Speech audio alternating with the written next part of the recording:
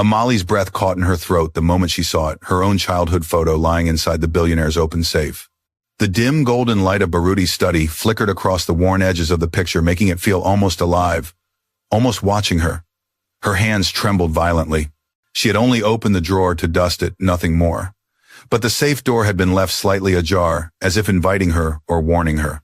Why would a man like Baruti, the cold, untouchable billionaire who barely spoke to his staff, keep a secret photo of a poor maid he barely knew? Her heart pounded like thunder in her ribs. A chill crawled down her spine. This wasn't admiration. This wasn't coincidence.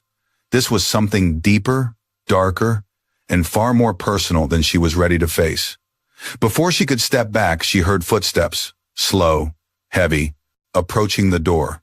And then his voice, low, steady, and terrifyingly calm. "Amale, what did you just see?" Before we continue, tell me, where are you watching from, and what time is it for you right now? If you enjoy gripping African folktale dramas like this, feel free to subscribe so you won't miss the next twists ahead. Amale couldn't breathe. The air in the study felt heavy, thick, almost suffocating, as Baruti's footsteps grew closer. She stepped back instinctively, her fingers still trembling from the shock of what she had seen. The safe, her photo, her childhood face staring back at her from a place she had no business being. Her pulse hammered in her ears as Baruti entered the room, his tall figure casting a long, intimidating silhouette against the polished floor. For a moment, neither of them spoke. Baruti's eyes shifted from her face to the open safe, and then back to her again. His expression was unreadable, somewhere between concern and a quiet resignation, as if he had been expecting this moment for far too long. When he finally broke the silence, his voice was calm, almost too calm. "Amale," he said, "you shouldn't be here." She swallowed hard. I'm sorry, sir. I was just cleaning. The safe, it was open. I didn't touch anything, I swear." But the lie caught in her throat the moment it left her mouth. They both knew the truth. Her gaze lingered too long on the photo. Her body language betrayed her. And Baruti? He was a man who noticed everything. He stepped forward slowly, cautiously, as if approaching a frightened animal. "Tell me what you saw." Amale shook her head. Nothing important. "I'm sorry, sir. I'll go." She tried to move past him, but Baruti lifted a hand, not blocking her, not grabbing her, but just stopping her. His hand hung in the air, gentle yet firm. "Amale," he said again, and this time the weight in his voice made her freeze. "Please, look at me." She didn't want to. Every instinct in her screamed to run, to flee the mansion altogether, to never step foot in this place again. But something in his tone, soft, strange, almost grieving, pulled her eyes toward him. When she met his gaze, she felt a jolt of confusion. Baruti didn't look angry. He looked haunted. "Amale," he whispered, "there are things you don't know, things you deserve to know, but not like this." The room felt colder suddenly. The golden lamps didn't seem so warm anymore. Amale took another step back. "Please don't fire me," she said, her voice thin and shaking. "I need this job." "My brother, I'm not firing you." Baruti's response was immediate, almost too quick. "I'd never do that." Something about the certainty in his voice unsettled her more. "Why?" she asked before she could stop herself. "Why would you keep a picture of me? Why would someone like you, someone with everything, have something like that in your safe? What does any of this have to do with me?" Baruti closed his eyes briefly. When he opened them again, they held a kind of sorrow she couldn't understand. "It's complicated," he said quietly, "but I promise, Amale, I am not your enemy." The words should have soothed her. They didn't.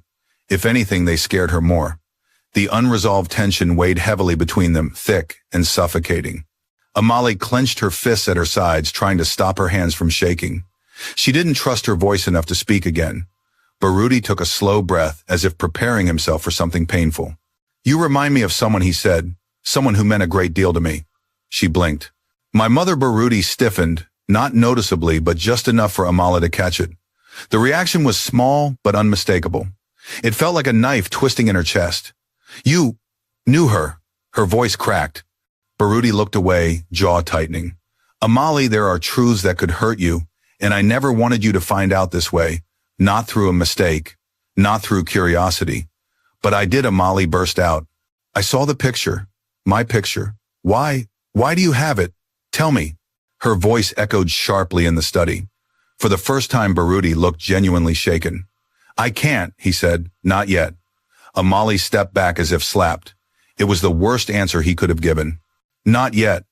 What did that even mean? What kind of secret demanded timing? What kind of truth required permission? Her heart pounded furiously. Then I want to leave, she whispered. I can't work here. Not if you won't tell me what's going on. Not if you're keeping things from me. Barudi's face creased with pain. Amale, please, no. She backed away toward the door. I don't feel safe here. That hit him. She saw the way his shoulders tensed, the way his expression twisted with something like guilt. His voice dropped to a near whisper. I would never harm you. Maybe you wouldn't, she said. But secrets harm people too. She fled the room before he could answer. Her breath came in quick, uneven gasps as she hurried through the hallway. The grandeur of the mansion, polished floors, high ceilings, imported chandeliers, felt like a cage closing around her. She grabbed her bag from the servants' quarters. The other maids looked at her in confusion, but no one dared speak. Barudi was known for being private, distant, unpredictable. And Amala herself moved like a woman escaping a fire. By the time she reached the gate, her eyes were stinging. She didn't dare look back. Outside, the evening wind rushed against her face, cooling her flushed cheeks. The gravel path leading away from the mansion felt both freeing and terrifying. She wrapped her arms around herself and kept walking. She didn't know where she was going. Home, maybe, somewhere far from the mansion, far from Barudi, far from the secrets that had wrapped themselves around her life like vines. Her mind raced. Why her photo? Why her childhood? Why did Barudi react like that when she mentioned her mother? Questions twisted through her like thorns. She wiped her eyes roughly. When she finally reached the small, crumbling house she shared with her younger brother, the lights were already on. From inside, she heard Lebo's laughter, light, warm, innocent. A sound that always wrapped around her heart like a protective hand. She stepped inside. Lebo, just 15, but already fragile from illness, looked up from the wooden table where he was drawing. His face lit up instantly. You're back early, Amale. Tried to smile, but it felt weak. Yeah, I just needed to come home. He frowned. You look upset. Did someone at the mansion treat you badly again? Amale hesitated. She couldn't tell him. Not yet. She didn't even understand it herself. No, she said softly. Nothing like that. He watched her closely. His eyes were too perceptive for his age. Amala, did something happen? She sat beside him, her hands clasped tightly in her lap. I think she whispered, I found something I was never meant to see. She didn't sleep that night. Every time she closed her eyes, she saw the safe. The photo, Barudi's face, his voice, the way he said not yet. By dawn, she knew one thing for certain, the truth wasn't going to leave her alone, and she needed answers. The next morning arrived with a strange, heavy stillness. Amala had barely slept, her mind refusing to quiet, replaying last night over and over, each memory sharper than the last. She stood at the small basin in their one-room home, splashing cold water on her face, hoping it would wash away the confusion clinging to her like a second skin. But nothing eased the weight on her chest. Behind her, Lebo stirred beneath the thin blanket he used as a cover. His breathing was shallow, a reminder of the illness slowly tightening around him like an invisible rope. Amale's heart squeezed painfully as she watched him struggle to sit up. Morning, Lebo murmured, rubbing his eyes. Morning, she replied softly, helping him straighten. How are you feeling? He shrugged, then grimaced slightly. A little tired. He always said that, even when he could barely walk. Even when he coughed so long he couldn't breathe. Amale forced a smile. I'll make something for you to eat, she said, though they both knew she barely had enough for a meager breakfast. But before she could turn toward the small pot in the corner, Lebo spoke again.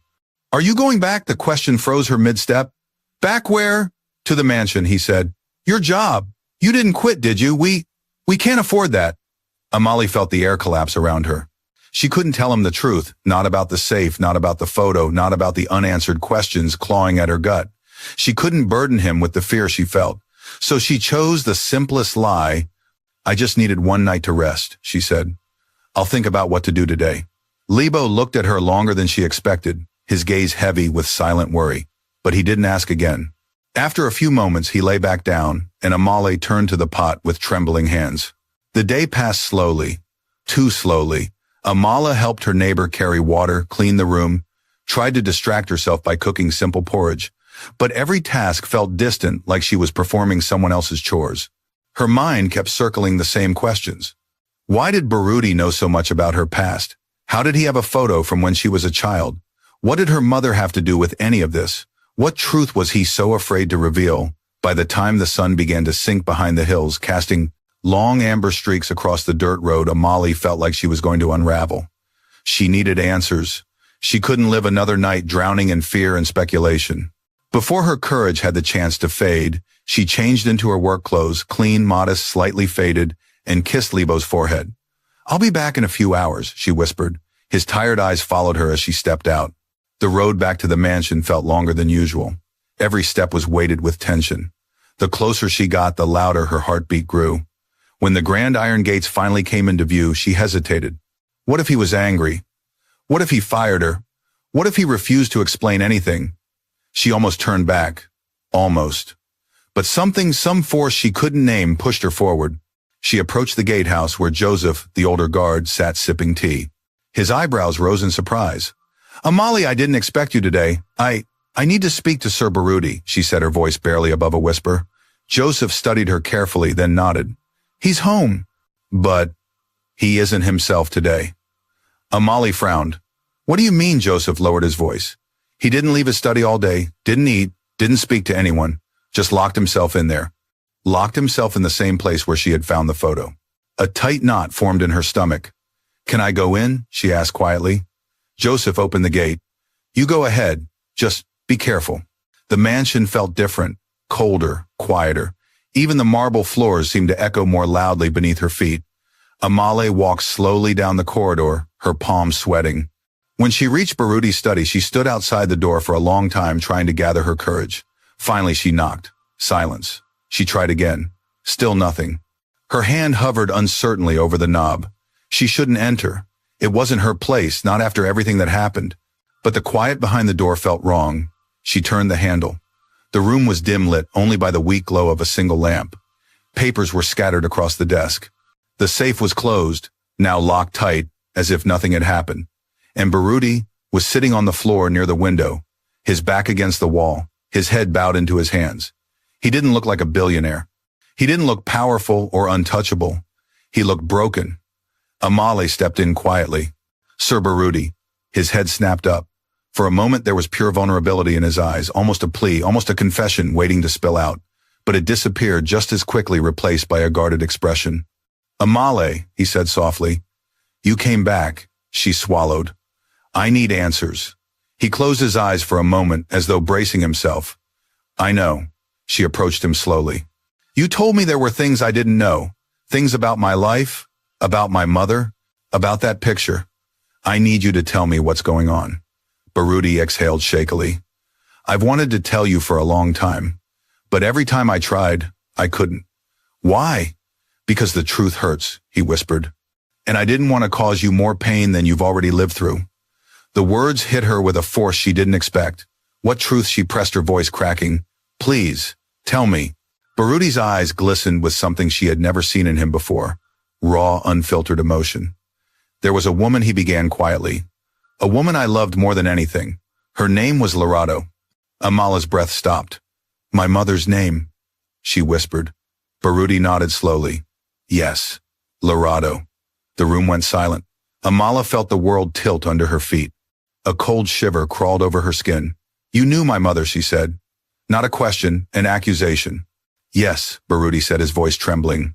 "I knew her. I loved her. And I lost her." Amala took several steps back, her chest rising and falling rapidly. "No," she said. "No, this can't." Baruti stood, moving toward her slowly, cautiously. "Amali, please." She cut him off with a shaking voice. "What are you trying to tell me, that you're my—" "No," Baruti said quickly, pain flashing across his face. "I'm not your father." Amali froze. "But your mother, she was taken from me," he continued softly. "Taken by people who didn't want us together. People who forced her to disappear." His hands shook as he spoke. "And the photo," she whispered. Tears gathered in his eyes. "It was the only thing of her I had left until the day I saw you." Amala's knees felt weak. Her breath shook. Every part of her wanted to scream, to run, to vanish. But before she could speak, Baruti said the words that shattered her completely. "You look exactly like her, Amale. You are the image of the only woman I ever loved." The room spun. Amale stumbled back. Her heart cracked open like glass. Her voice broke into a whisper. So that's why you kept my picture. Because I'm nothing but a shadow of someone you lost. Baruti's face crumpled. Amale, no. It's not. But she didn't hear the rest. She turned and ran. Out of the room. Out of the mansion. Out of the world where secrets twisted into daggers aimed at her chest. Her heart didn't just break. It shattered. Amale didn't remember how she made it back home.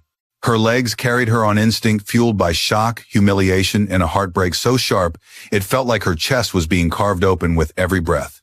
By the time she reached the small wooden door of her house, her tears had dried into thin salt lines on her cheeks. Her throat burned from holding back sobs she didn't want anyone to hear. Inside, Lebo sat up immediately when he heard her enter. Amala, his voice was thin, brittle with concern. Why are you back so soon? Are you okay? She shook her head and forced a smile that crumpled almost immediately. I'm fine, she whispered. But she wasn't. She couldn't even pretend. Lebo watched her for several seconds, too perceptive, too knowing. Did someone hurt you? Amale blinked quickly, trying to steady her breathing. No, she said. No one hurt me, but someone had hurt her, not physically, but in a way far deeper, in a way that rewrote her entire past. She walked to the corner of the room and sank onto the worn mat, hugging her knees tightly. The shadows of the evening stretched across the floor, long and thin, like dark fingers reaching for her. Lebo shifted to sit near her. Do you want to talk about it? He asked gently. Amale stared at the dirt floor. Talking about it felt impossible. The words themselves were too heavy, the truth too unbelievable. My mother, she whispered. Lebo went still. What about her? Amale's voice cracked. Baruti knew her. Lebo's eyes widened slowly. What? She nodded, wiping her cheeks with the back of her hand. He knew Mama. He loved her. The words tasted wrong in her mouth, too intimate, too fragile to speak aloud. She felt her hands begin to tremble. He kept a picture of me because... She swallowed hard. Because I look like her. Like the woman he lost. That's all I am to him. Lebo's brows knitted together. Amala, that can't be the whole story. But it is, she said, her voice rising. Why else would he hide my photo? Why else would he look at me like that? I'm a replacement. A ghost of a woman he couldn't have. That's why he hired me. That's why he kept me there. Her voice broke. Tears spilled despite her trying to hold them in. She covered her mouth as sobs shook her small frame. Lebo gently put a hand on her back. Everything she had believed about her life, her job, her place in the mansion, even Baruti's strange protectiveness felt corrupted, twisted into something ugly and painful. She wished she could rip the memory of that room, that photo, that confession, right out of her mind. She didn't know how long she cried. Minutes, hours, the room faded in and out of focus until exhaustion swallowed her, and she curled into herself until sleep finally dragged her under. She woke up to the sound of coughing, deep, harsh, tearing coughs. Lebo, she croaked, pushing herself upright. He was sitting up, hand pressed to his chest, coughing violently. Amala rushed to him immediately. Hey, breathe, she whispered, supporting him. It's okay. I'm here. But it wasn't okay. His coughing fit grew worse. His face turned a shade too pale. When the coughs finally subsided, he gasped for air like someone who had nearly drowned. Amale's heart thudded painfully in her chest. We're going to the clinic, she said, voice trembling. No, Lebo whispered. We don't have money for another visit. The doctor said, I don't care what the doctor said, Amale snapped, panic tightening her chest. You can't breathe, Lebo. I won't let you die because we're too poor for medicine, her voice cracked at the end. The fear in her eyes made Lebo fall silent.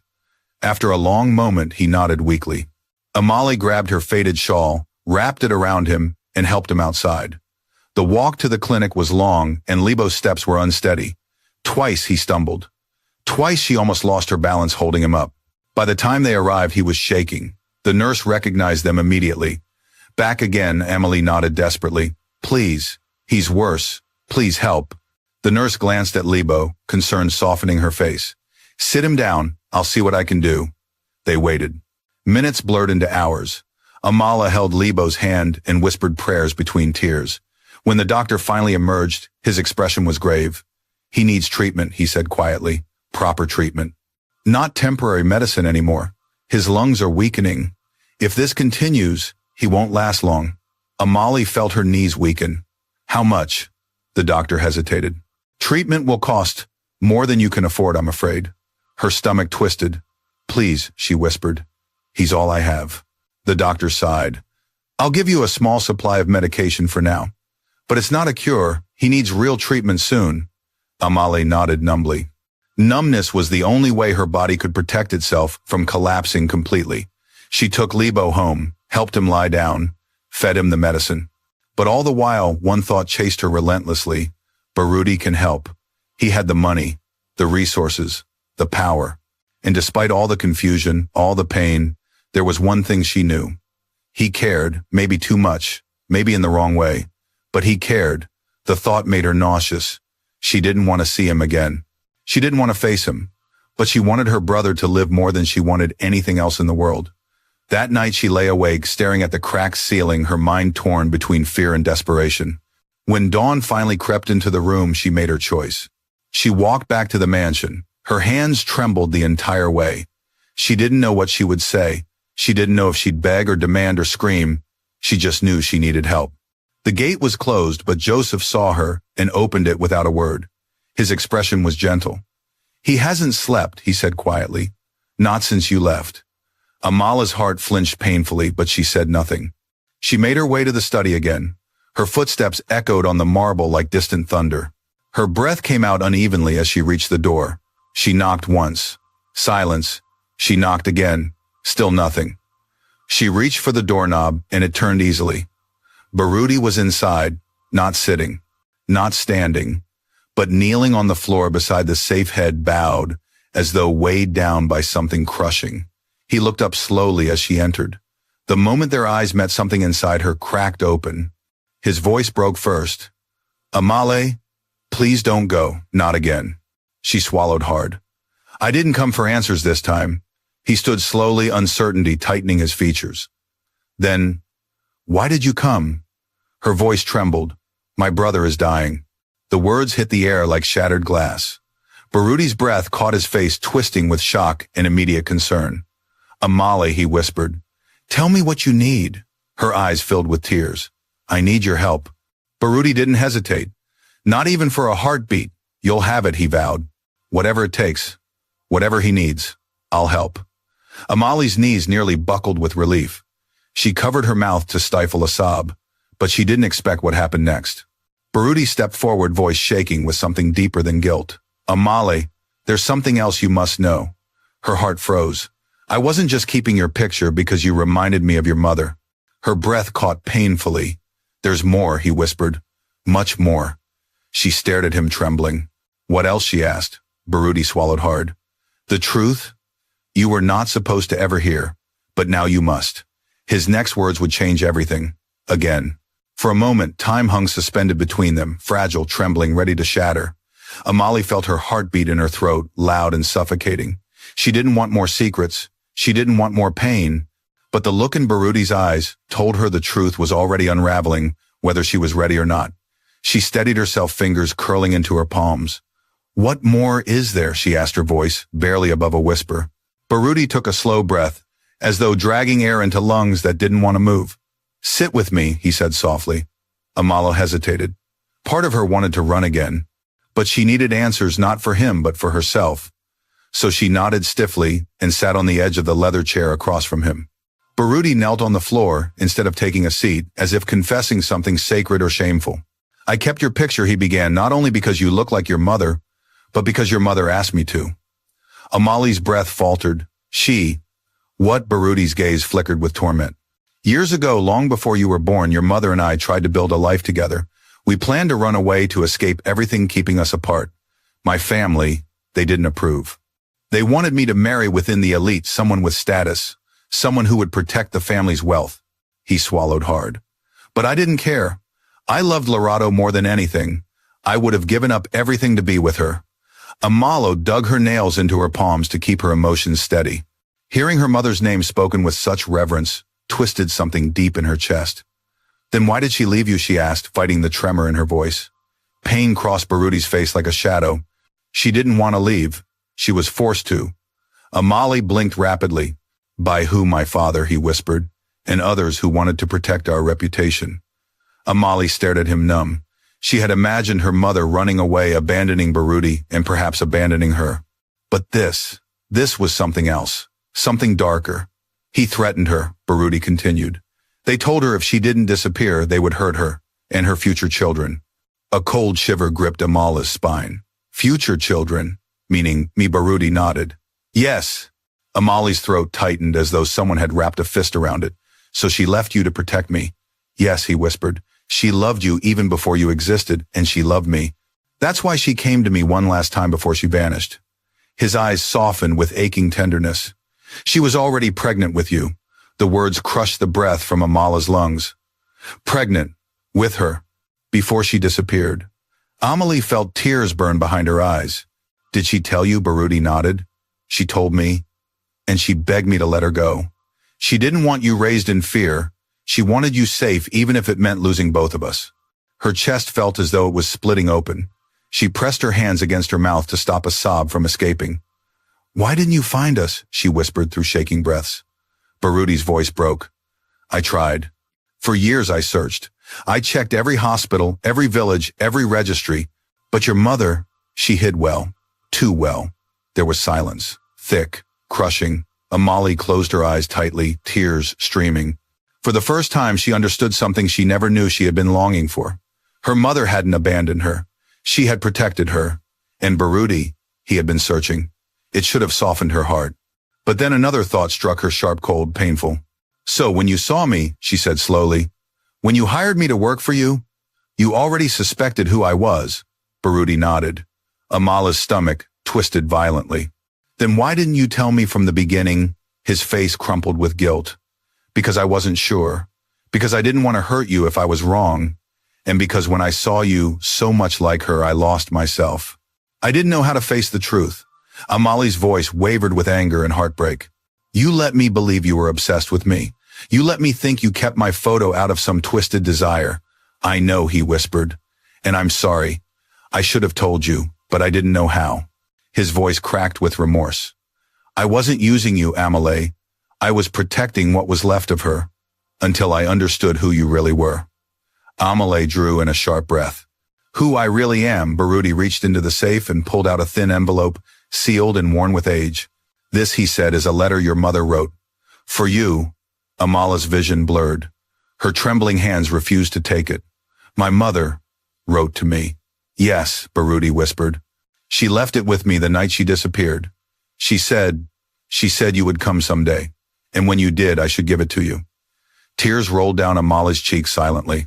Her fingers hovered hesitantly before finally gripping the envelope. Her name was written across the front, in elegant, familiar strokes. Like the ones she remembered from the notes her mother used to leave with the village tailor. Her knees buckled. She knew I would find you, Amalie whispered. She believed it, Baruti said. She believed destiny would bring you here. Amalie clutched the letter to her chest, sobbing softly. The weight of years, pain, abandonment, confusion crashed through her like a tidal wave. Baruti knelt beside her, careful not to touch her unless she allowed it. There's more, he said quietly. Your mother isn't dead, Amalie. Amalie's head snapped up. What? She's alive, Baruti said gently. I found out recently she's been hiding for years, but I finally discovered where she is. Amalie stared at him, her entire world narrowing to a single point. Alive. Her mother was alive, where she whispered, breath trembling. I'll take you to her, he said. But only if you're ready. Amalie wiped her tears with trembling fingers. She looked at the letter in her hands, the last message her mother wrote before disappearing. How can I be ready for something like this, she whispered. Baruti nodded slowly. You're right. No one ever truly is. Silence stretched between them, thick, but no longer poisonous. Then Amalie took a deep breath, fragile but determined. I want to see her, she said, no matter what it takes. Baruti nodded once firmly with quiet resolve. Then I'll help you. I swear it. Amalie clutched the letter against her heart, feeling its weight, its promise, its pain. But the moment was interrupted by something that cut through the air like a knife. A loud, desperate knock at the study door. Joseph burst in breathless. Sir Baruti, Amalie, come quickly. They both stood at once. What happened? Baruti demanded. Joseph's face twisted with urgency. It's your brother, he said, turning to Amalie. Lebo collapsed. The neighbors brought him to the gate. He's barely breathing. Amalie felt the world tilt beneath her feet. No, not now. She dropped the letter. She ran. The world around Amalie dissolved into a blur of motion and panic. She didn't feel her feet hit the marble floor as she sprinted down the hallway. She didn't feel the cold wind slicing against her skin When she burst through the mansion doors, she didn't even hear Baruti shouting her name behind her. All she could hear was a single, terrifying thought beating against her skull. Libo can't die. Not now. Not when she finally has hope. Outside the gate, a small crowd had formed. Two neighbors, Mr. Duma and his wife, were crouched beside Libo's limp body. His face was pale, lips tinged with blue, his chest rising in frighteningly shallow breaths. Libo, Amali cried, falling to her knees beside him. His eyes fluttered weakly. "Hey, Amala."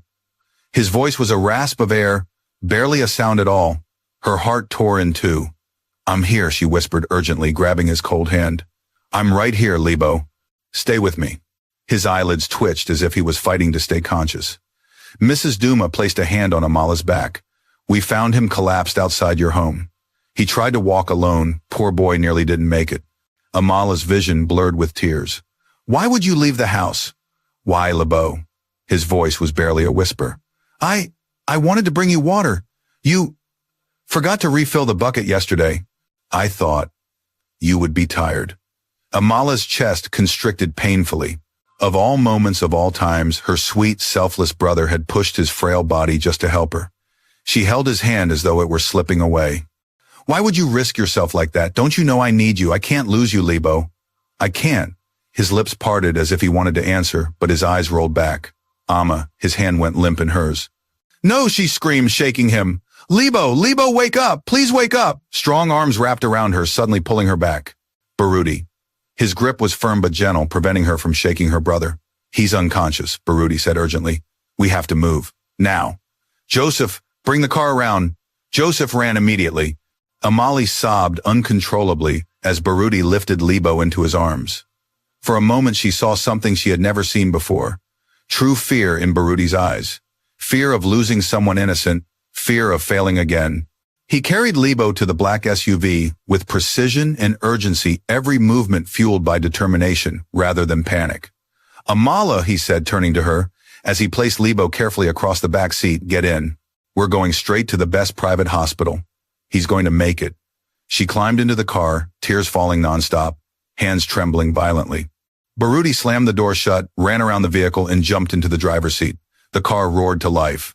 The tires screeched as Baruti sped down the hill, gravel scattering behind them. Amala held her brother's hand, tightly checking his breathing every few seconds. Each shallow rise of his chest felt like a fragile promise. "Stay with me," she whispered fiercely. "Stay with me, Libo. You can't leave me. Please don't leave me." Her voice cracked into sobs. Baruti glanced at them in the rearview mirror. "He'll be okay," he said quietly, his tone firm like a vow. "I won't let anything happen to him, Amali. Not again." She swallowed hard. "Not again. What do you mean?" But Baruti didn't answer. His jaw clenched as he pressed the accelerator harder. They arrived at the private hospital within 15 minutes, a drive that normally took 30. Nurses ran to the car as soon as they saw the unconscious boy. "Critical condition," Baruti said sharply. "Get him to emergency treatment. Now." His commanding voice made the staff move faster than usual. Within seconds, they had Libo on a stretcher and rushed him inside. Amali tried to follow, but a nurse stopped her gently. "You can't go into the operating room," she said. "Please wait outside." "No," Amala cried, reaching for her brother. "I need to be with him." Baruti stepped in, placing a steadying hand on her shoulder. "They'll take better care of him inside. Let them work." Amala collapsed into a chair, burying her face in her hands. She shook violently.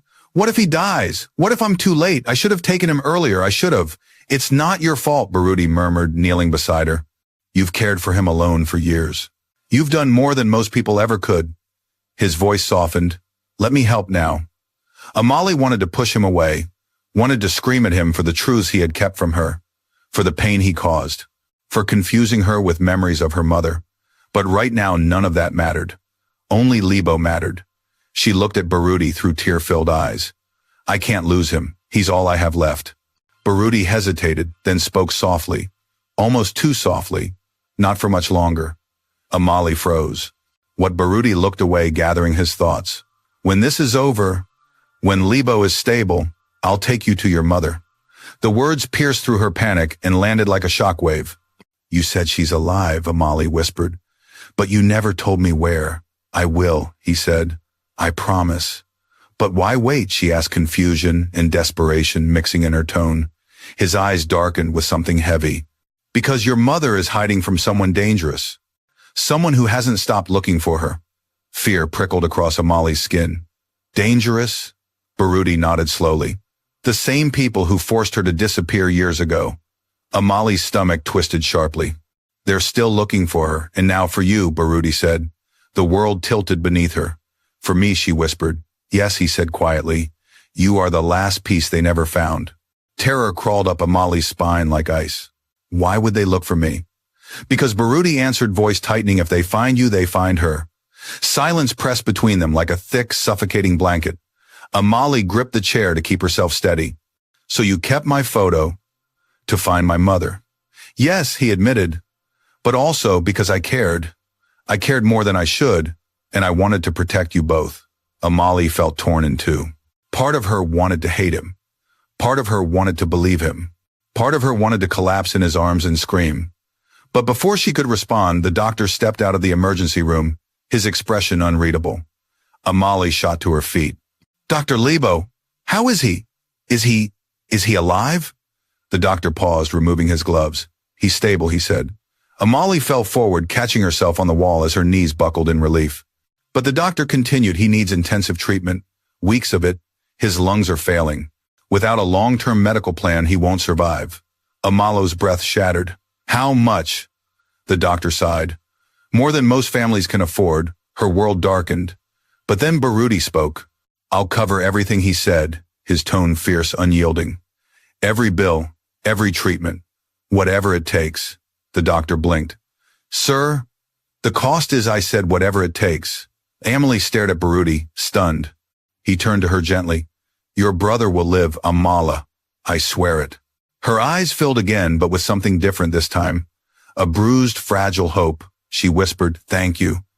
But as she leaned against the wall, overwhelmed, she didn't see the flicker of fear across Baruti's face. He knew something Amali didn't. Saving Lebo would be the easy part. Keeping Amali safe from the shadows of her past, that would be the real battle. One he wasn't sure he could win. For the next several hours, Amala remained in the stark white waiting room, her fingers twisting together anxiously as nurses hurried past with clipped voices and quick strides. Machines beeped behind closed doors. The scent of antiseptics stung her nose. Everything around her felt distant, muted by the pounding of her heart. But she refused to leave. Not until she saw Lebo with her own eyes. Baruti stayed too. He didn't sit. He didn't relax. He stood near the window, hands clasped behind his back, shoulders tight, like a man prepared to fight a storm with nothing but his bare fists. Amali stole glances at him, small, cautious, hesitant. He looked exhausted, as if he hadn't slept in days, as if the weight of the world balanced on his spine. Each time he noticed her looking, his eyes softened, but he didn't speak. It was safer that way. The silence between them was thick, filled with broken truths, unspoken fear, and something deeper neither of them knew how to name. Finally, near sunrise, a nurse stepped into the waiting room. You can see him now, she said gently. Amali shot up instantly. Baruti followed quietly behind her, but kept a respectful distance as she entered Lebo's room. Lebo lay on the small hospital bed connected to a nasal oxygen tube. His breaths were still shallow but steadier now. The harsh blue tint had faded from his lips. His skin looked less gray, more alive. Tears blurred Amala's vision. She rushed to his side and cupped his cheek gently. Lebo, I'm here. I'm here, little brother. His eyelids fluttered open, weakly, but they opened. Sis. His voice was barely a whisper, but it carried more life than before. A shaky smile trembled on Amali's lips. You scared me. You scared me so much, Lebo swallowed weakly. I didn't want you to worry. Amali let out a small, breathless laugh that broke into a sob. I always worry. Always. You're all I have. His hand trembled as he tried to squeeze hers.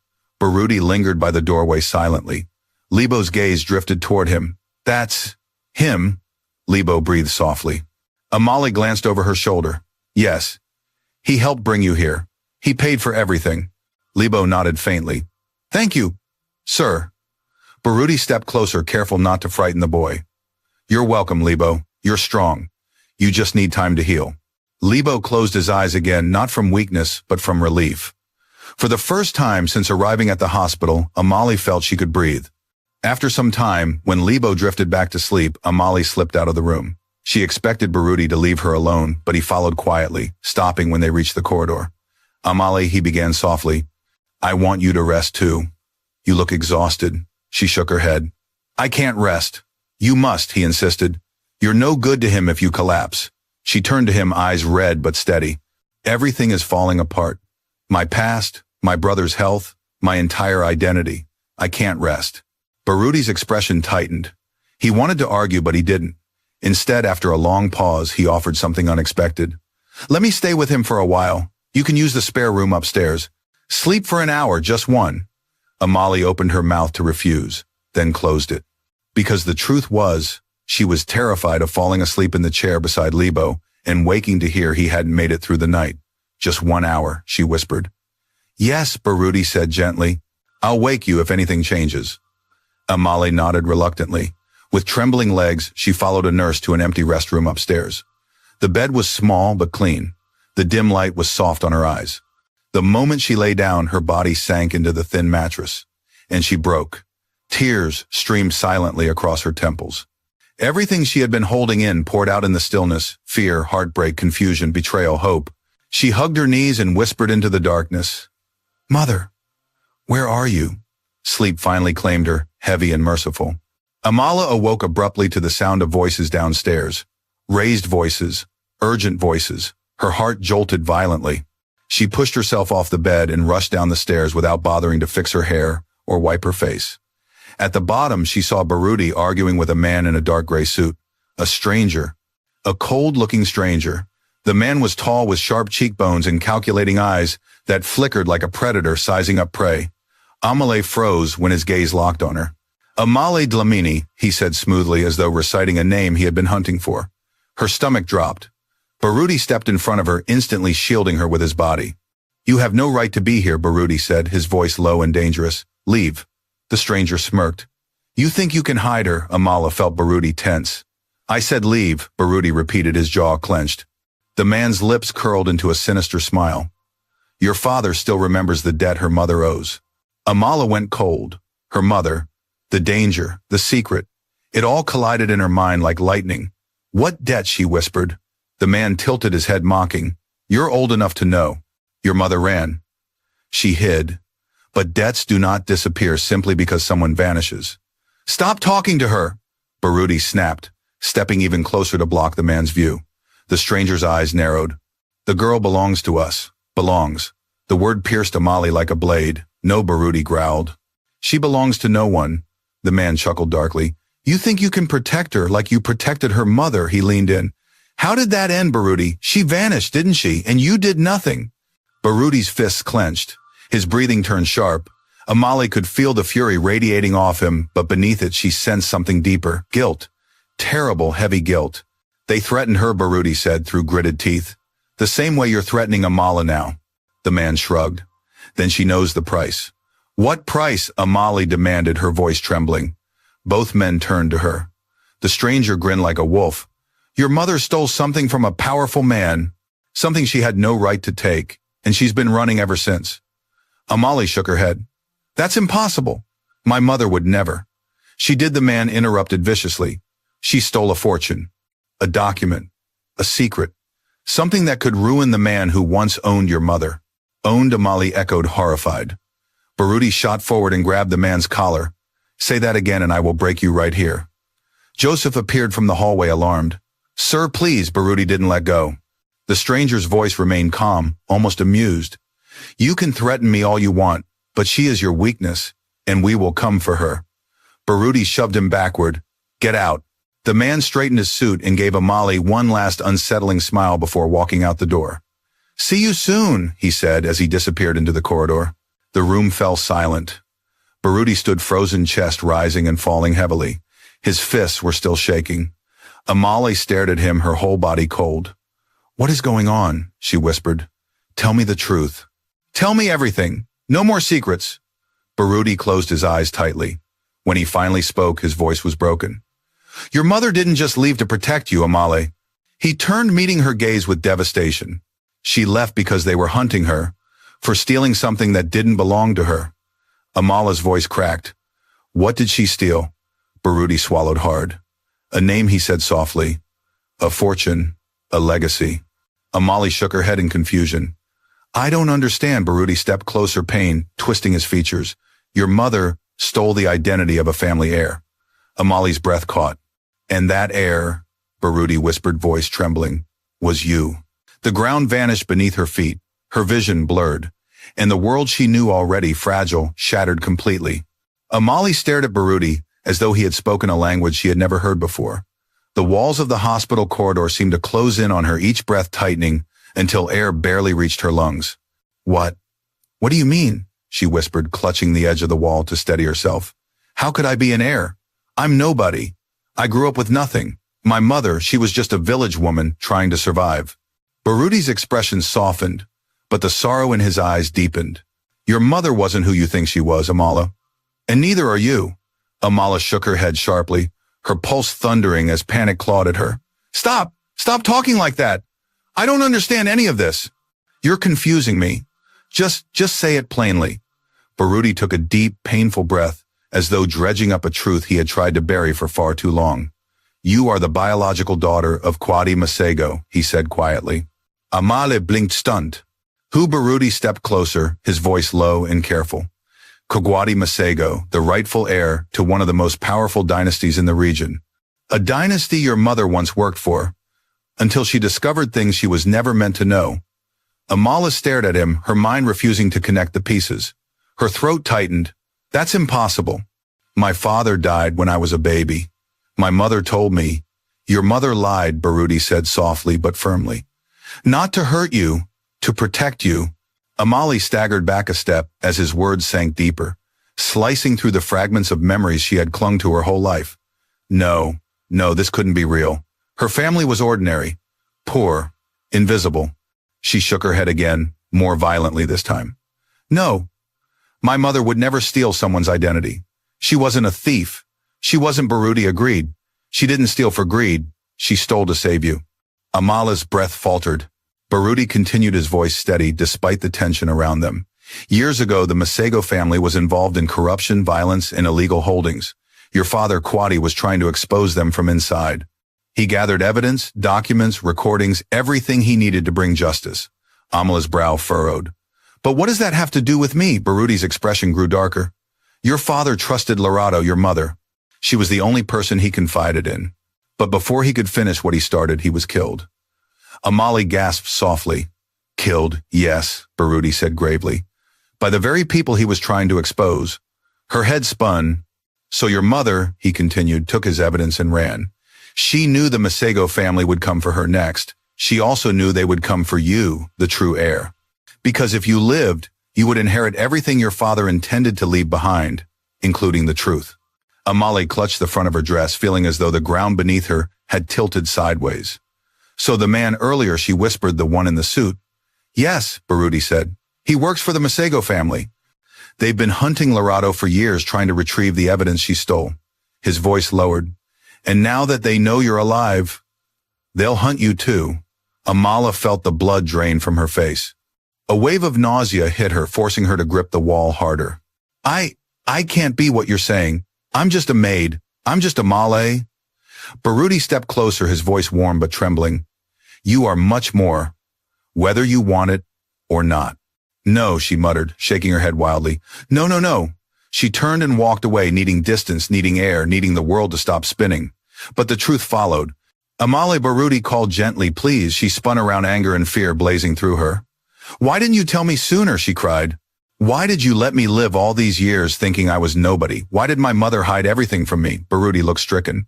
Because the more you knew, the more danger you were in. Lorado believed ignorance would protect you. She thought if you lived like an ordinary girl, you would stay off their radar. Amala's hands trembled. But I'm not off their radar, she whispered. They found me. Baruti nodded grimly. Because of me. Amali stared at him. I hired you because I suspected, he admitted. I had information. Clues. I knew you looked like Lorado. I knew your age matched the timeline. I needed to be sure. Amali's eyes widened in pain. So I was a project to you. A puzzle. That's all. No, Baruti stepped forward, anguish etched deeply into every line of his face. You were never an object. Never just a suspicion. I cared. I cared long before I understood why. Cared, she echoed bitterly. Or cared because I look like the woman you lost, he flinched as though struck. Amala, I admit seeing you was like seeing a ghost. I was flooded with grief I had buried. But what I feel for you now has nothing to do with your mother. It's you. All of it is you. Amala stared at him, breathing hard. I don't know what to believe anymore, she whispered. Barudi's shoulders slumped. He looked broken. You don't have to believe me, he said quietly. But believe this, your mother entrusted me with your protection. And now that the Masego family knows who you are, I won't let them touch you. Amali's voice trembled. How far will they go? As far as they must, Barudi said. They're powerful, ruthless. They want to erase the evidence your mother stole and anyone connected to it. A cold wave washed over her. So what do I do? She whispered. His answer was immediate. You let me protect you. Amalé shook her head, tears spilling again. I don't want to be hidden. I don't want to run my whole life. Barudi stepped closer, his eyes fierce with conviction. You won't run. You'll face the truth. With me. His voice lowered. We'll find your mother. We'll end this. Together. Amalé looked at him, her chest aching with fear, grief, and something dangerously like hope. Why help me? She whispered. You already lost my mother. Why risk everything again? Barudi held her gaze unblinking. Because I couldn't save her, he whispered. But I can save you. Before Amala could respond, the hospital intercom crackled overhead. Emergency alert, family member of Lebo Dlamini, please report to the second floor. Immediate attention required. Amali's heart dropped into her stomach. She didn't wait. She didn't breathe. She ran. In the growing storm around her, the truth of her identity, the threat of the Masego family, the secrets of her mother, followed close behind, ready to break open at any moment. Amali sprinted up the stairwell 2 steps at a time. Her breath ragged her pulse, a wild drumbeat in her ears. Her vision blurred from fear, but her legs moved faster than she thought possible. She crashed through the double doors to the second floor, nearly colliding with a nurse rushing in the opposite direction. I'm his sister, Amali gasped. What happened, please? What happened to my brother? The nurse steadied her quickly. He's alive, but he's struggling to breathe again. His oxygen levels suddenly dropped. We need to stabilize him. A wave of cold terror swept through her body. Take me to him, she whispered. The nurse nodded and guided her toward a room where 2 additional nurses and a doctor were gathered around Lebo's bed, adjusting machines, increasing his oxygen flow, and checking his vitals. Lebo's chest rose unevenly under the blanket, each breath a painful heave. His eyes fluttered weakly, his face pale and damp with sweat. Lebo Amali called softly, stepping to his side.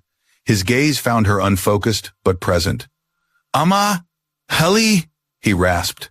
She took his trembling hand into hers, feeling its frightening coldness. I'm here, I'm right here, Lebo. I'm not going anywhere. The doctor glanced at her sympathetically. He's experiencing a respiratory crisis. But we caught it early. We're adjusting his treatment. He needs constant monitoring and long-term intervention. Amali swallowed hard. Will he make it? The doctor didn't answer immediately. We're doing everything we can. That wasn't the answer she needed. Her throat tightened painfully, but before panic could take over, she felt a warm, steadying presence behind her. Barudi, he stepped slowly to her side but didn't touch her. He was close enough for her to feel his strength, his certainty, like a wall she could lean on if she chose to. We'll get him through this, he said quietly. Amahle didn't couldn't respond. Every fear she had buried since childhood, losing people, being abandoned, watching loved ones fade, rose like ghosts around her. She pressed her forehead against Lebo's hand, letting silent tears soak his skin. Stay with me, she whispered. Stay with me, please. Minutes passed like hours. The medical team worked quickly, adjusting medications, changing oxygen masks, checking his lungs with a stethoscope. Finally, slowly, Lebo's breathing began to stabilize. His chest rose more evenly. His oxygen levels climbed, small but steady. The doctor exhaled in relief. He's responding, he murmured. Keep talking to him. It helps. Amali nodded, her voice shaking. Lebo, you're strong. So strong. I need you. Don't leave me, okay? Not now. Not ever. His fingers twitched faintly in her grip. Her heart swelled with fragile hope. Once the crisis calmed and the staff left, the room fell into a heavy quiet.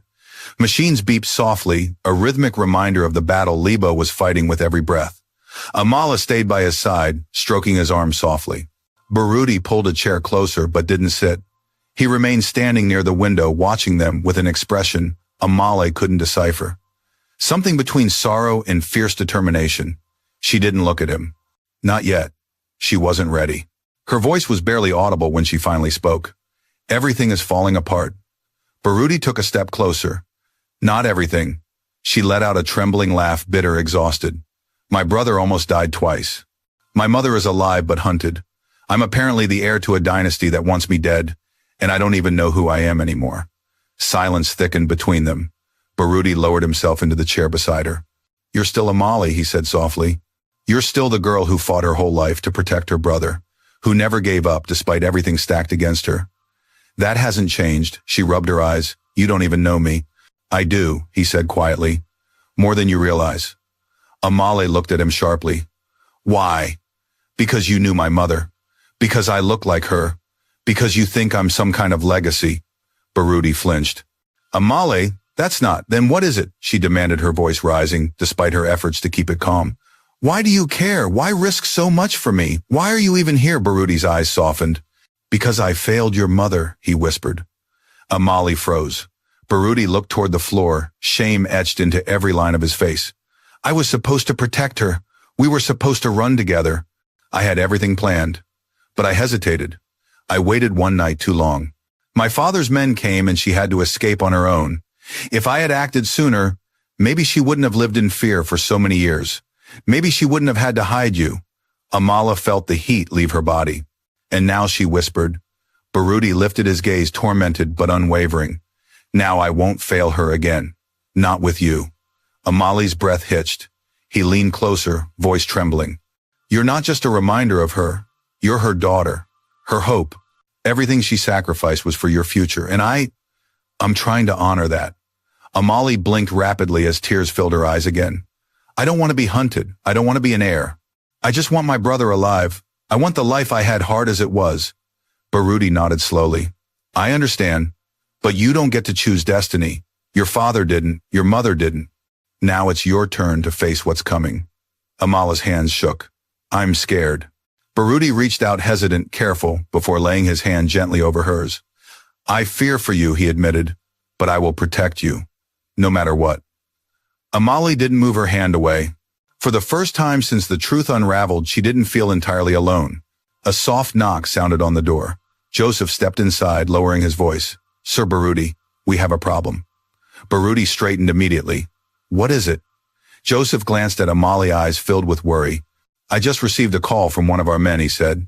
The Masego family is searching the district. They know Amali was brought to this hospital.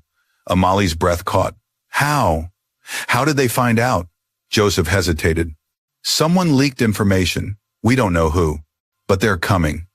Baruti's expression darkened with a ferocity Amala had never seen before. How much time do we have? He asked. Joseph shook his head. Not enough. They're already on their way. Amali's chest constricted violently. We can't leave. Lebo can't be moved. The doctor said, I know, Baruti said, his jaw tightening. I'm not moving him. He turned to Joseph. Get security around the building. Lock down every entrance. No one gets in without my permission. Joseph nodded and rushed out. Amala stood trembling. Baruti, what's going to happen? He turned to her, his voice low but resolute. They want you alive, Amala. That's the only reason they haven't stormed in already. Her stomach dropped. Alive, for what Baruti met her eyes. To erase the truth, permanently. A chill shot down her spine. But they'll have to get through me first, Baruti finished. His voice was no longer gentle. It was a vow, a warning, a promise drenched in fire. Amale clutched the bed rail beside Lebo, her heart pounding so hard she thought it might burst. Because for the first time, she understood what Baruti truly meant when he said, I won't fail you. And she knew the storm she'd been fearing her whole life was no longer approaching. It had arrived. The hospital lights flickered as if sensing the tension tightening around the building. Somewhere down the corridor, a metal trolley clanged against the wall, making Amale flinch violently. Her heart wouldn't settle. Every shadow looked like a threat. Every sound felt like a warning. Baruti moved with sharp purpose, his presence suddenly transforming from a grieving man into something far more dangerous. Someone who had spent years preparing for this moment. Someone who had been waiting for the enemy to return. He turned to Amala with steady eyes. Listen to me carefully. Whatever happens, you stay beside Lebo. Don't leave this room unless I tell you. Amali swallowed hard. But what if they get in? What if they won't? He cut in, his voice low but fiercely certain. But if they do, they'll face me before they ever reach you. His tone held something cold enough to freeze bone. Amali felt a tremor slip down her spine. You can't fight them alone. Baruti stepped closer, cupping her cheek gently, something he had never dared to do before this moment. I'm not alone, he whispered. I have you, and you have more strength than you know. Before she could respond, Joseph returned, breathing heavily. Sir, they're here. Amali's blood ran cold. Baruti straightened. How many? 3 cars. Armed men. They've blocked the entrance. Amali grabbed the edge of the bed, her knees threatening to give way. Armed Joseph nodded grimly. They're not here to negotiate. They want her. Amala felt bile rise in her throat. Baruti's jaw tightened like steel. Then they'll be disappointed. Joseph hesitated, then added in a shaken voice. Sir, one of them is Malusi Masego. Amali didn't know the name, but Baruti did. His entire body went still like a predator hearing another predator's footsteps. Malusi came himself, Baruti murmured. Then this is worse than I thought. Amali clutched her chest. Who is he? Baruti turned to her slowly. Malusi is Kigwadi's brother. Her breath froze. Your uncle, Baruti said softly, and the man who led the hunt for your mother. Amala felt the air drain from the room. Her fingers trembled uncontrollably. Joseph added quietly, he's the real head of the Masego family, and he wants what your father died protecting. My father, Amala whispered. Then, he killed him. Neither man spoke, but the silence was answer enough. Amala's throat tightened painfully. Everything inside her twisted rage, fear, grief, disbelief. Her uncle. The man hunting her mother. The reason she grew up fatherless, hidden, poor, terrified. Why is he here now? She asked, her voice breaking. Baruti's expression hardened. Because he finally knows who you are. And he won't leave without you unless we stop him. Amala staggered back a step. I can't fight him. You're not just anything, Baruti said firmly. You are the heir he fears. The last threat to his power. And he knows it. Amali's breath came out in quick, shallow gasps. Joseph stepped closer. We have our security positioned at every exit, but Malusi's men are better armed. Baruti nodded. They always are. But we did manage to lock down the hospital, Joseph continued. They can't get in easily. Amali suddenly felt faint. Easily? What does that mean? It means they'll try, Baruti said quietly. And we need to be ready. He placed a steadying hand on her shoulder. Amala, listen to me. No matter what happens out there, you stay with Lebo. He needs you. And you. His voice cracked slightly before he steadied it. You are the reason your mother survived this long. You carry her strength, her blood, her destiny. Destiny. The word felt heavy, too heavy. I don't want destiny, Amali whispered. I want my life back. Baruti's eyes softened with something like sorrow. I know, and I'll give you that life once this is over. But first, we survive. Another loud crash echoed from downstairs. Amali jumped. Joseph rushed to the window. Sir, they're forcing the front door. Baruti drew a deep, steady breath. It's time. He moved to the bedside, looking down at Lebo. For the first time, Amali noticed something in Baruti's expression, a quiet tenderness, almost familial, almost protective in a way that pierced her heart. He placed a hand gently on Lebo's forehead. Hang in there, boy. I promise I'll bring your sister back safely. Then he straightened and turned to Joseph. Take Amali to the back storage corridor. Hide her in the medical supply room. Amali's eyes widened. No, I'm staying with Lebo. Amala, he's stable now. The danger is for you, not him. She shook her head fiercely. I'm not leaving him again. A deep crash echoed through the floorboards, followed by shouting and breaking glass. Joseph flinched. Sir, they're inside. Amali's pulse spiked. No time, Baruti said sharply. Joseph, go. But Amali moved toward the bed, planting her feet firmly. I'm not leaving him. Baruti turned to her with a look she had never seen, pain mixed with fierce resolve. He grabbed her shoulders. Amali, if they find you, they'll kill him to get to you. Do you understand? She froze. His words struck like lightning cold, devastating, undeniable. Her breath broke. No. Yes, he said urgently. They'll use him, hurt him, or worse, because they know you'll do anything to save him. A sob tore from her throat. Please, Baruti whispered, his voice rough. If you love him, you have to hide. Amali felt her legs weaken. Her heart felt like it was splitting in two, but she knew he was right. She knew it with a clarity that made her stomach twist. She kissed Lebo's forehead, tears dripping onto his skin. "I'll be back," she whispered. "Don't be afraid." Then Joseph grabbed her hand reluctantly. "Come, quickly." But before they could leave, Baruti caught her hand briefly. When she turned, his voice was barely audible. "You're not alone, Amala." Her breath trembled. "Neither are you." Joseph led her down a narrow hallway behind the patient rooms, pushing through a small door marked supply staff only. The room was cramped with medicine boxes, gloves, and equipment. "Stay here," Joseph said. "No matter what you hear." "No," Amali whispered. "You have to stay too. Baruti can't face them alone." "He's not alone," Joseph said. "He has 8 guards, and he's not a man who loses fights." Amali's heart trembled. "Joseph, will he be okay?" Joseph didn't answer, and that silence scared her more than anything else. He exhaled shakily, locked the door behind me. Then he slipped out. Amala pressed her ear to the door, her heart hammering violently. At first there was nothing. Then footsteps, shouts, a crash, a scream, more crashes, something heavy slamming into a wall. She covered her mouth, trying not to cry out. Then she heard Malusi's voice, deep, cold, dripping with hatred. "Where is she, Baruti?" "Where is the girl?" Amala's blood froze. Baruti's voice followed steady, sharp. "She's gone, and you'll never touch her." A brutal impact, the sound of a fist slamming into flesh. Amale flinched violently. Then Malusi's voice again. "You can't protect her. Her bloodline is a threat. She dies tonight." Amale choked on a sob. "No," she whispered. Then another voice she didn't expect. "You take one step toward her," Baruti growled, "and I swear I'll end you with my bare hands." A roar, a struggle, bodies hitting the floor. Gunshots in the distance, 1, 2, 3, making her knees buckle. Amali pressed her forehead against the cold metal door, her whole body shaking. "Please," she whispered through tears. "Please be okay. Please." Then a single sound tore through the corridor and cleaved her soul in two. A deep, pained grunt, followed by a body hitting the floor. Baruti. Her hand flew to her mouth as a strangled scream escaped her. "No, Baruti. No." The moment that heavy thud echoed through the hallway, final, sickening, unmistakably human something inside Amali snapped. Her knees buckled, her breath shattered, her mind screamed. "No, not him. Not now. Baruti, please." Her hands trembled so fiercely she could barely grip the doorknob. She pressed her ear harder against the cold metal, desperate for any sound that might tell her she'd misheard, misunderstood, that the universe hadn't just ripped away another piece of her life. But the hallway had gone eerily still.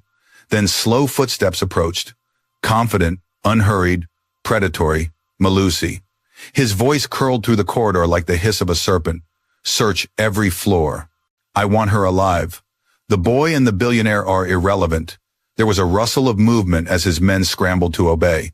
Boots pounding, doors opening, things crashing, a nurse screaming, someone begging.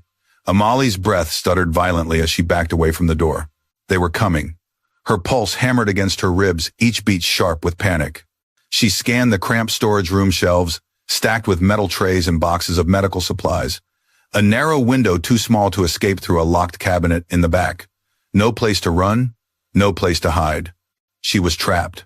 Her eyes darted to a flimsy-looking closet in the corner. It was hardly large enough for a grown woman, but fear made her reckless. She grabbed the handle. It didn't budge. Locked. Her hands shook harder. Her breath came in shallow gasps. Her stomach twisted, threatening to revolt. "No, no, no, no," she whispered frantically. Then she heard it, the unmistakable click of a gun being loaded just outside the hallway. Her eyes went wide with terror. If they found her, she was dead. Not later, not maybe, immediately. She moved toward the shelves, searching for anything to use as a weapon, a scalpel, a metal tray, anything, but her hands fumbled uselessly. Her thoughts spiraled. She imagined Lebo waking up to find her gone. She imagined Baruti's body lying cold on the floor. She imagined Malusi's men dragging her away to a fate she couldn't begin to comprehend. Tears blurred her vision. Her fingers shook as she pressed them over her mouth, trying to silence her sobs. Please, she prayed to a God she wasn't sure still listened. Please, not like this. Not now. Not when I just found hope. The doorknob rattled lightly. Amala froze. The soft metallic sound sliced through the air like a blade. Rattle, pause, rattle again. Her lungs stopped working. Then a heavy fist slammed against the door. B-A-N-G. She nearly screamed. "Open the door!" a voice bellowed, one of Malusi's men. She pressed her back against the shelves, heart hammering so violently she felt nauseous. Another pound. "We know she's in one of these rooms. Break it down." Amali's legs trembled so badly she slid to the floor. Her fingers curled around the hem of her dress as if gripping tighter would keep her alive. Then B-A-N-G, the door jolted under the force. She covered her mouth again, tears spilling uncontrollably. "Faster," another voice snapped. "The boss wants the girl now." The pounding grew more vicious, more determined. Every hit shook the entire door. Every sound shredded another piece of her courage. Every second pushed her closer to a total collapse. Her mind flashed back to her mother, running, hiding, protecting her unborn child from these same men decades ago. History was repeating itself. Another deafening crack shook the doorframe. Splinters scattered across the floor. Amali cried, silently shaking her head. "Please," she whispered again, powerless and desperate.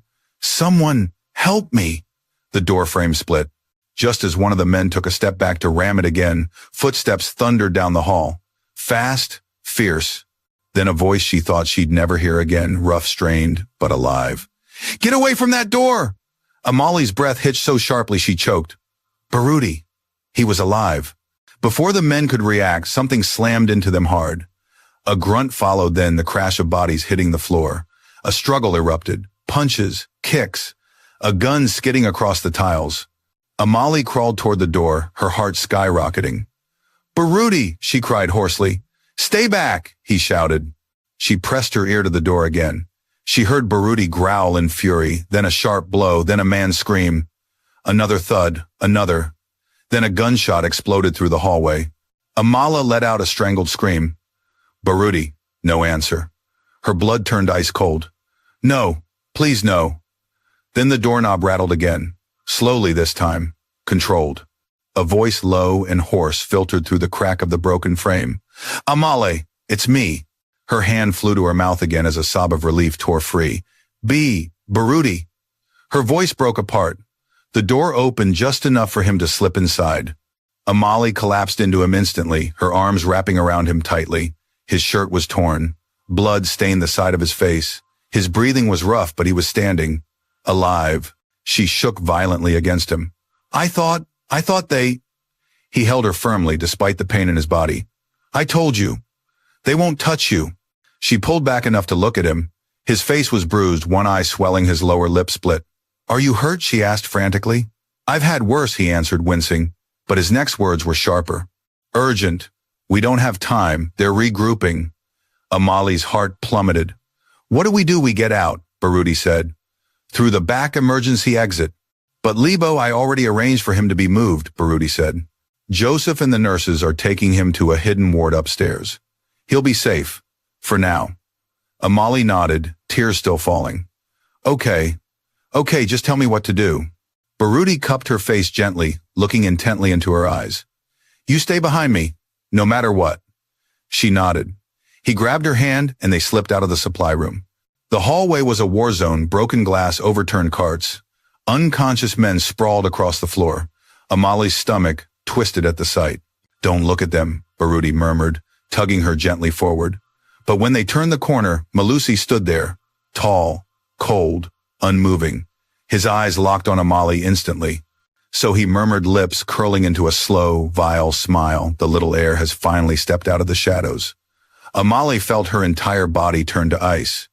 Baruti stepped in front of her immediately. "Malusi," he growled. "This ends now." Malusi chuckled. "Oh, Baruti." Still playing the hero, still pretending you can undo your past failures, Baruti's jaw clenched, but he didn't move. Malusi began walking toward them, slowly, hands clasped behind his back, as though strolling through a garden instead of a battlefield. "You hid the girl well," he said, "but not well enough." "You're not taking her," Baruti said fiercely. Malusi stopped mere steps away, eyes gleaming with cruelty. "Oh, I am," he said softly. "Because she's the last loose thread in the story I have spent years rewriting. I cannot let a child of Kwati live to expose me." Amali gasped, covering her mouth. Her father's killer was standing right in front of her. Malusi tilted his head. Come here, girl. Don't make this difficult. Amali clung to Baruti's arm. No, she whispered fiercely. Baruti's voice dropped to a low, deadly tone. You touch her. You die. Malusi smirked. Then so be it. He reached into his coat, and in a single, horrifying second, Amali saw the glint of a gun emerging. Baruti, she screamed. He shoved her behind him, Malusi fired, and everything exploded into chaos. The gunshot ripped through the hospital corridor like lightning.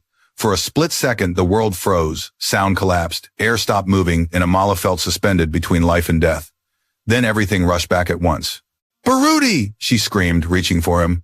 But Baruti didn't fall. The bullet hit the wall behind him, splintering plaster into a cloud of white dust.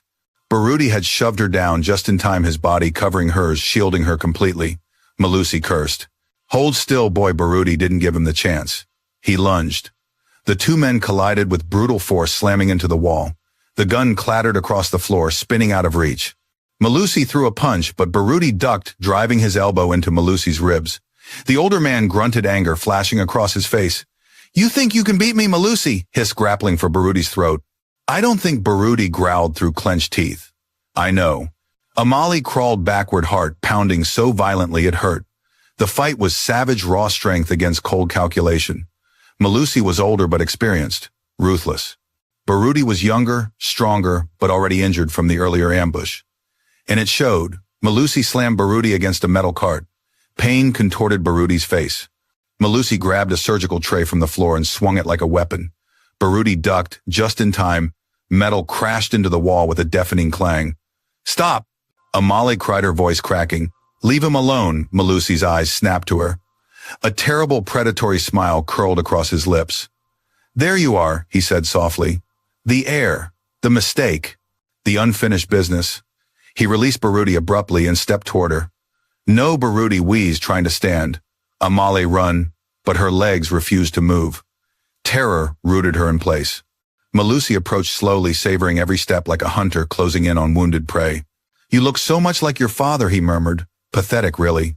His bravery, his ideals, his belief that truth matters. He leaned closer, voice icy. Truth has no power without survivors. And he didn't survive. His words sliced through her like knives. Anguish twisted her insides. But Malusi wasn't finished. Your mother tried to be clever, he said. Tried to hide you. Tried to run. But she knew I would find you someday. He smiled. And now, here we are. He reached toward her arm, but a roar of pure rage shook the hallway. Get away from her! Baruti slammed into Malusi from behind. The two men fought again, fists, flying bodies crashing into equipment. Baruti tackled Malusi to the ground, punching him across the jaw. Once, twice. But Malusi wasn't an easy man to subdue. He twisted, flipping their positions, pinning Baruti beneath him. He grabbed a piece of shattered glass from the floor and pressed it toward Baruti's throat. Amali screamed. Stop! Neither man hurt her. Malusi pressed harder.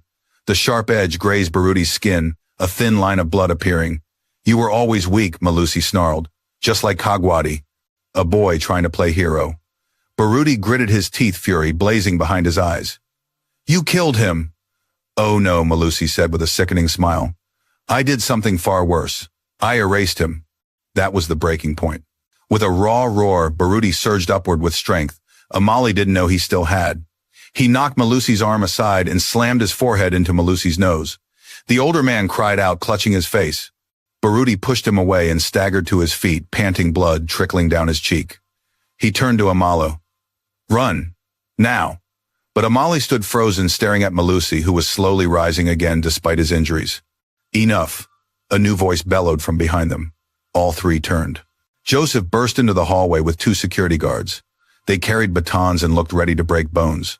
Joseph's voice thundered, Take him! The guards rushed Malusi before he could move. They grabbed his arms, forcing him to the ground. Malusi struggled, snarling like an animal. Let go of me. I am the rightful head of this family. That girl is mine. Shut him up, Baruti snapped, wiping blood from his mouth. One guard rammed a knee into Malusi's back, silencing him with a painful grunt. Joseph hurried to Baruti's side. Sir, are you all right? I will be, Baruti said, waving him off. Secure him. Call the authorities. This ends tonight. The guards dragged Malusi to his feet, though he continued to hiss threats. You think arresting me will stop the truth, he spat. Her mother is still out there. She's waiting, hiding. And she knows what happens if she refuses to give me what I want. Amali's heart rattled. What does he mean, she whispered. Malusi turned his cruel smile toward her. Your precious mother, he said, still has what belongs to me. Amali's blood chilled. What did she take? He leaned forward against the guards, restraining him, eyes gleaming with wicked triumph. The proof, he said, the entire dossier your father gathered, the evidence that could destroy my family name, the documents that prove I orchestrated everything. The corridor fell silent. Amali felt as though she'd been hurled into icy water, and she hid it where only you can find it, Malusi hissed. Because you have what I don't, his blood. His last clue. Emily stepped back. My father left me. A clue, Baruti stiffened. Don't listen to him.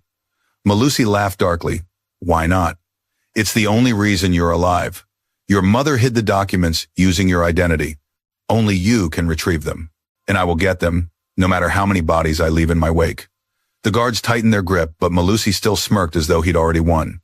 Baruti stepped in front of Amali protectively. Take him out of here. The guards didn't hesitate. They hauled Malusi away, his mocking laugh echoing down the corridor. When he was finally gone, the hallway felt painfully quiet.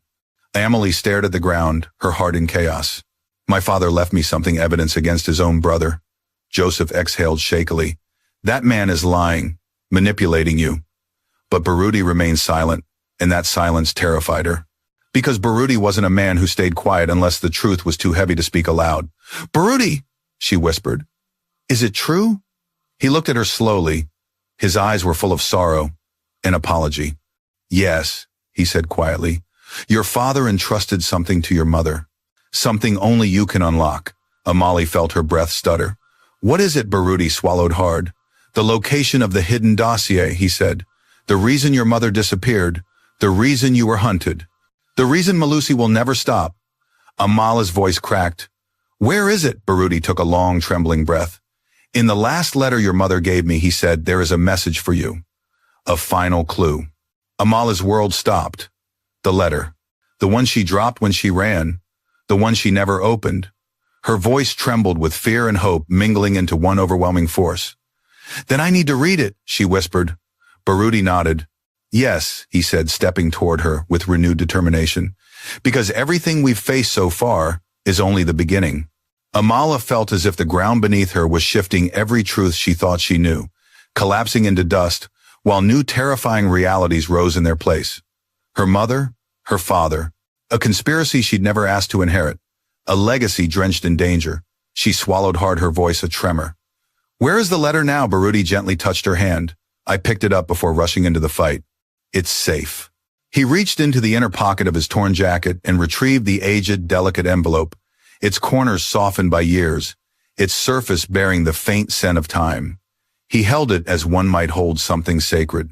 Are you ready? He asked quietly. Was she? Could anyone ever be ready for the truth that had hunted her since before she was born? Amala took a deep breath, feeling her heart pound against her ribs. Yes. Baruti handed her the envelope with reverence, as though passing a torch that had burned through years of secrets. Her fingers trembled as she slipped a nail beneath the seal. The paper split with a soft tear, releasing a faint, haunting scent. She remembered from childhood her mother's perfume, the one she wore on special days when she wanted to feel beautiful despite poverty. A single folded page slid out. Her name was written across the top in her mother's familiar handwriting.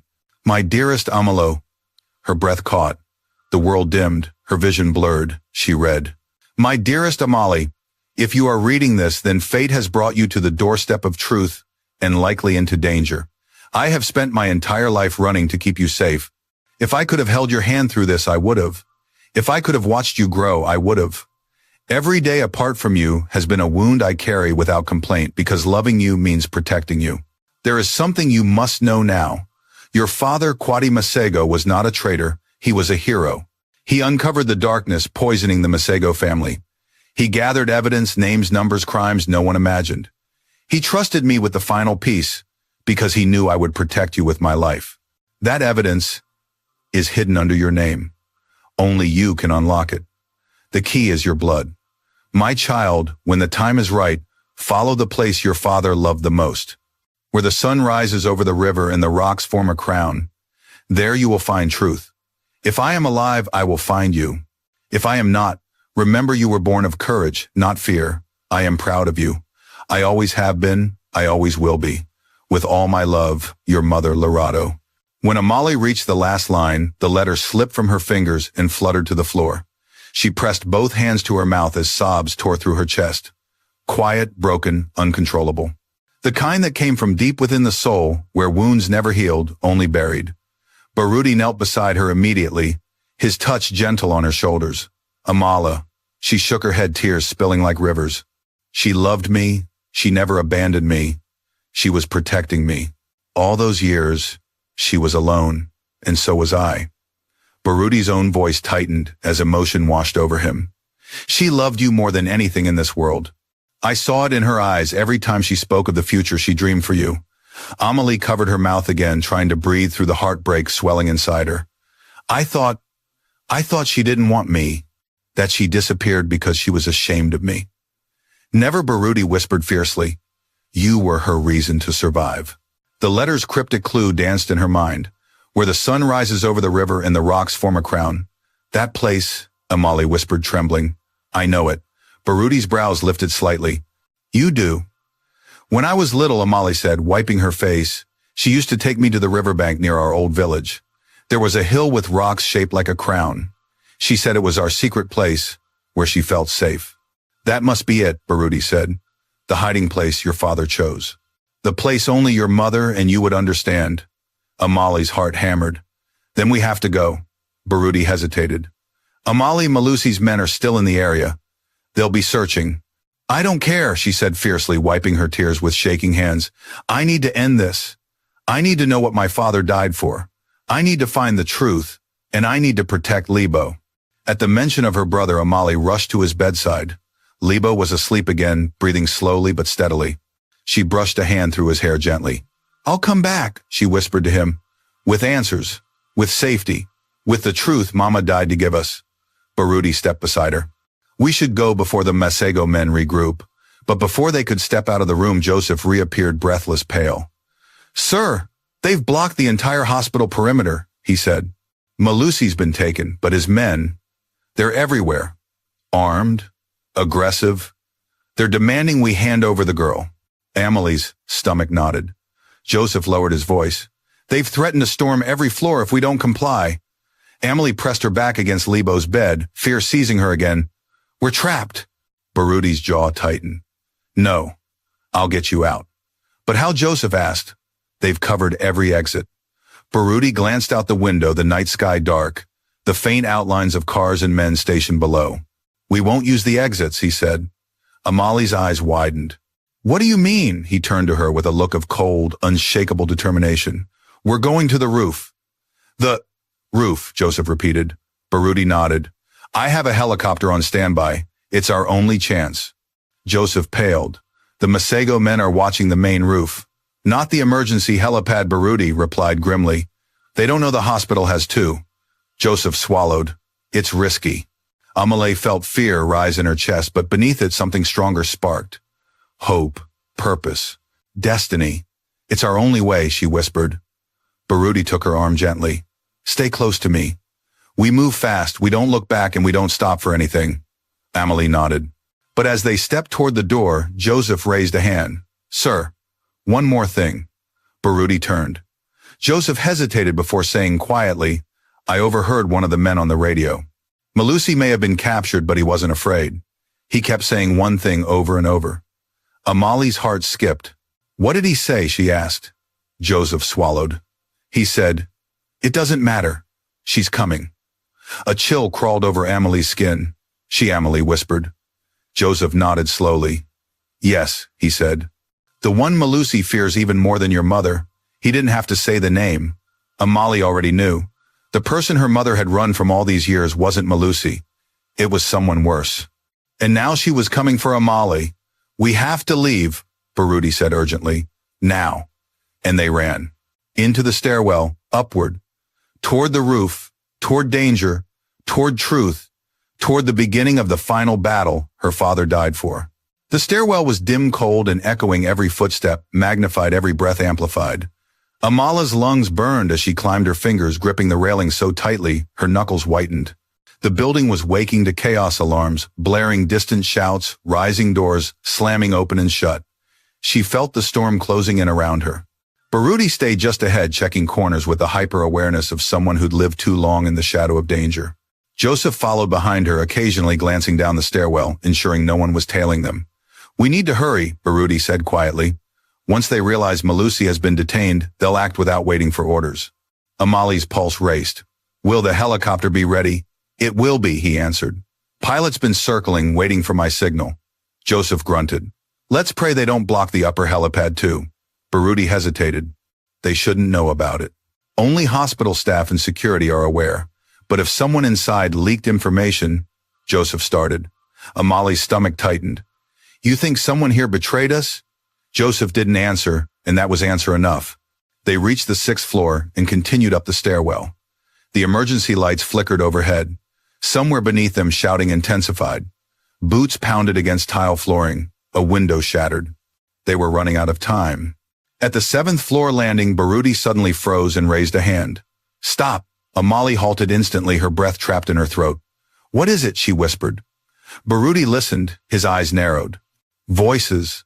Above us." Joseph strained to hear. "They're already on the roof." How Amali whispered in horror. Baruti's jaw clenched. Someone tipped them off. A loud metallic slam echoed from above, like a door being forced shut. "They're blocking the exit," Joseph hissed. Amali pressed her back against the cold wall, trying to steady her breathing. The walls felt like they were closing in. Every instinct screamed to run the other way, but that wasn't an option. Baruti took a step down, thinking fast. "There's another way. The maintenance ladder to the ventilation platform leads directly to the auxiliary helipad." Joseph frowned. "But that means crossing the framework outside the building." Amali felt her blood turn cold. "You mean outside, in the open?" "Yes," Baruti said. "It's risky, but staying here is a death sentence." Joseph nodded reluctantly. "Then we go." Baruti guided them down one flight. On the 6th floor, he pushed through a door leading to a narrow maintenance hallway lined with cleaning supplies and electrical panels. At the end, he stopped at a rusted steel door with peeling paint. "This is it." He pushed it open. Cold night air slammed into them. The door led to a small metal landing barely wide enough for 2 people. Below, the city lights glittered like scattered stars stretching into the distance. The hospital's exterior wall rose behind them, tall, unyielding, and ahead only a series of narrow steel beams connected the building to the distant emergency helipad platform. Each beam was no wider than Amala's foot. The wind howled through the gaps, sharp and merciless. Amala's heart plummeted. "I can't cross that." Baruti turned to her, his voice gentle but urgent. "Amala, listen to me. You can. I'll be right in front of you. Joseph will be behind you. You won't fall." She shook her head, legs trembling. I can't do it. I'm going to slip." "The wind." Baruti took her face in both hands, forcing her to meet his gaze. "You have survived worse. You've lived through poverty, danger, betrayal, secrets. You carried your brother through sickness. You faced Malusi with no protection.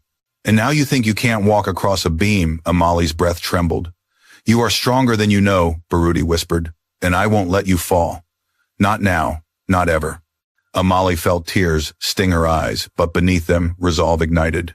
She nodded weakly. "Okay, I'll try." Joseph checked the surroundings once more. "We're clear for now. But we have to move." Baruti stepped onto the first beam. His balance was uncanny. He moved with precision, each step steady and sure. "Take my hand," he said, extending his arm. Amali took it. Her first step onto the beam felt like stepping off the edge of reality. The emptiness below yawned at her. Wind lashed her hair across her face. Her legs wobbled. Her grip tightened on Baruti's hand. He tightened his in response. "One step at a time," he said softly. "Look at me, not down." She kept her eyes locked on his back as he guided her forward. Behind her, Joseph followed, moving surprisingly deftly for a man his size. They crossed the first beam, then the second, the third. Halfway across, a shout echoed from the maintenance door behind them. There, a man yelled, "They're outside!" Gunshots rang out. Metal shards flew as bullets struck the beams. "Keep moving," Baruti shouted, pulling her faster. Amala's heart nearly stopped. One misstep meant falling stories to her death. A bullet zipped past Joseph's shoulder. Go, go, go, he yelled, pushing Amali forward. Wind roared. Gunfire cracked. Her feet slipped, but Baruti caught her, steadying her instantly. I've got you, he growled. Don't stop. They reached the platform just as more armed men spilled onto the maintenance ledge. Joseph turned and kicked the final beam loose with all his strength. The bolt snapped. The beam swung away, dropping into the darkness below. The men on the other side cursed, but their victory was short-lived. From behind Amali came the sound of a helicopter, approaching the rhythmic beating of blades slicing through the night. The emergency helipad lit up with flashing lights as a sleek black helicopter descended. We made it.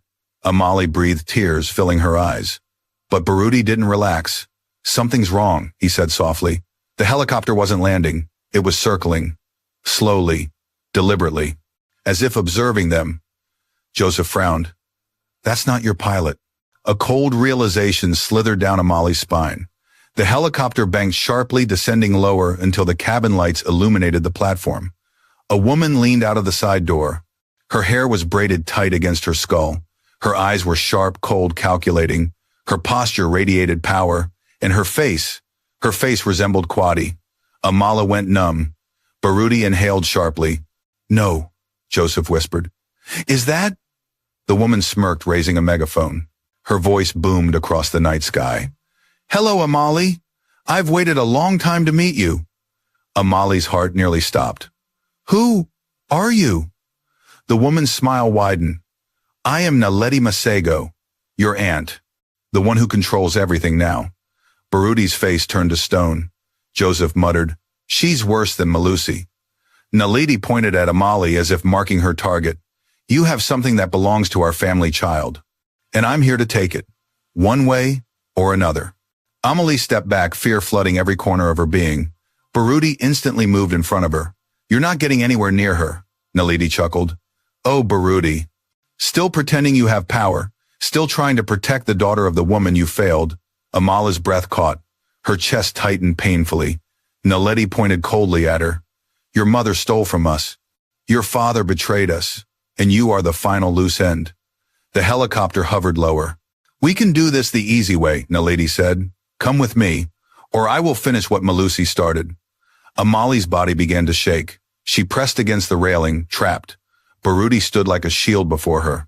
You'll take her over my dead body, he snarled. Naledi smirked. If that is what's required. She lifted her hand. The helicopter door slid open. An armed soldier stepped out, weapons raised. Amali gasped. Joseph whispered urgently, Sir, we can't fight them. But Baruti didn't move. He didn't breathe. He was calculating, preparing. Naledi's voice rang out again. Bring me the girl. The soldiers stepped forward. Amala squeezed her eyes shut. Then Baruti grabbed her hand. Amala, he whispered, voice fierce, run. The moment the word run tore from Baruti's throat, Amali felt her body move before her mind could catch up. Her legs pushed off the platform, her heartbeat thundered in her ears, and the world blurred into streaks of light and shadow. Wind whipped against her face. Helicopter blades roared overhead. Soldiers shouted. Stop her, shoot her legs, don't let her reach the stairs. A bullet ricocheted off the railing beside her, sending sparks into the air. Amali screamed and ducked, heart thundering so hard she thought her ribs would crack. Baruti grabbed her wrist with one hand and Joseph's with the other. This way. They sprinted toward the far side of the emergency helipad, toward a narrow steel maintenance walkway leading to the upper generator room. It wasn't meant for foot traffic, especially not foot traffic being chased by armed commandos. Behind them, Naledi's voice echoed cold and sharp through the megaphone. Catch her. I want her alive. The soldiers opened fire. Amali yelped as bullets struck the ground inches from her feet. Baruti dragged her behind a ventilation pipe, just as another burst of gunfire shredded the air. Stay low, he ordered. Joseph peeked from behind, cover eyes wide. They're flanking us. We need another route. No time, Baruti growled. We go forward or die here. Amali trembled. She could barely breathe. Baruti, we'll never make it. There are too many. Baruti cupped her face, forcing her to meet his eyes. You hear me? You will make it.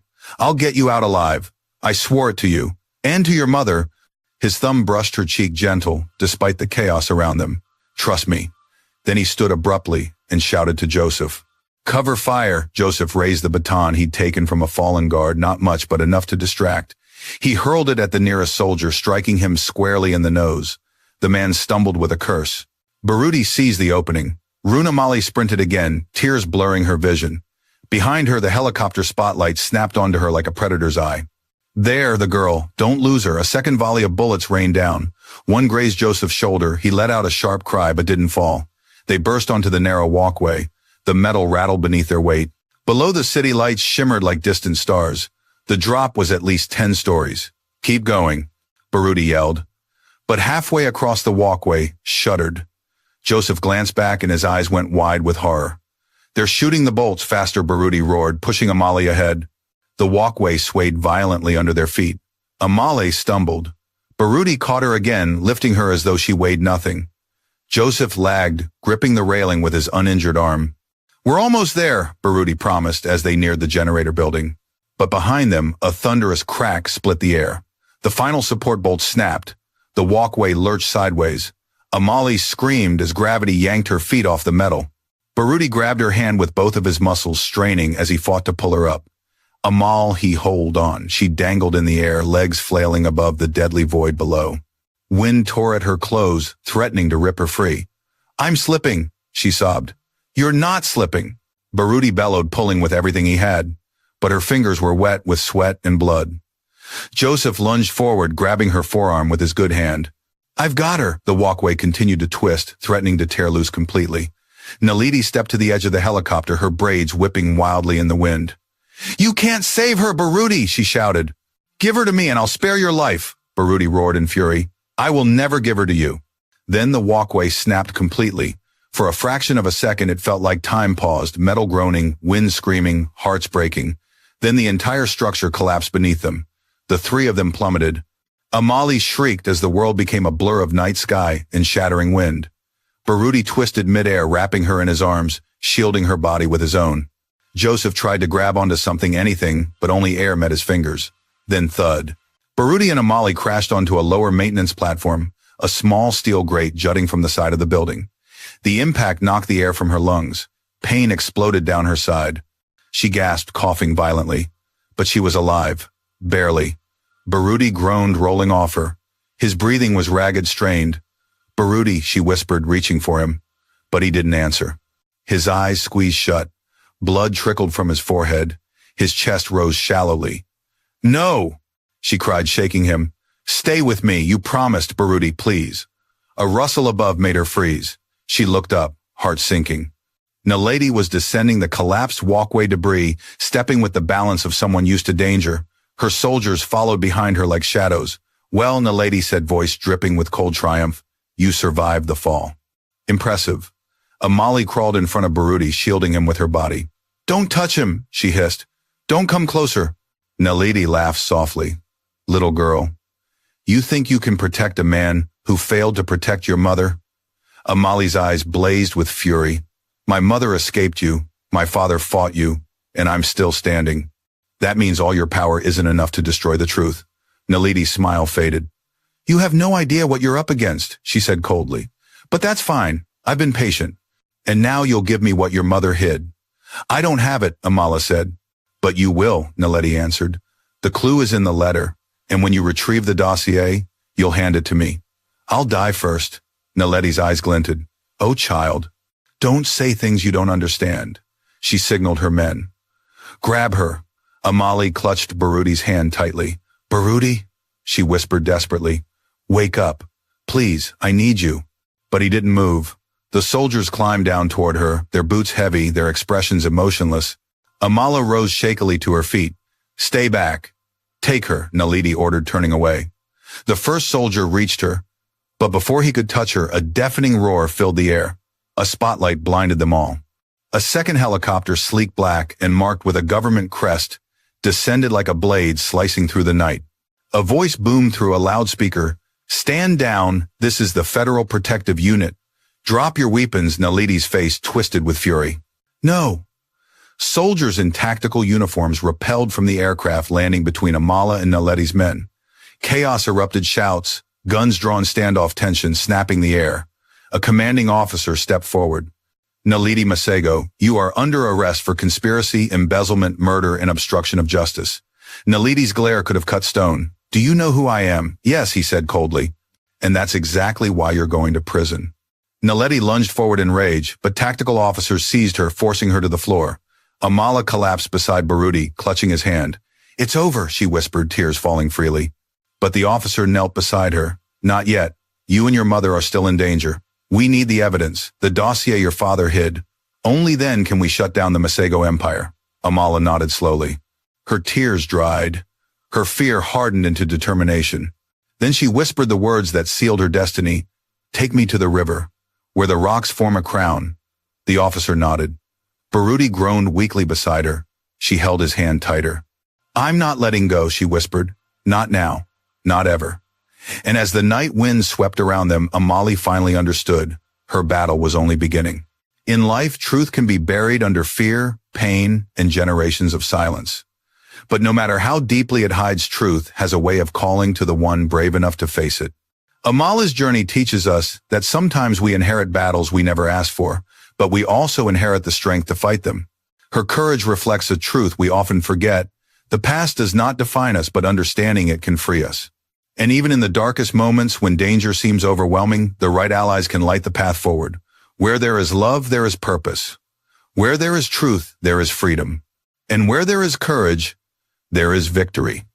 What part of Amali's journey touched you the most? Tell me in the comments. And don't forget to subscribe so you never miss another powerful African cinematic folktale.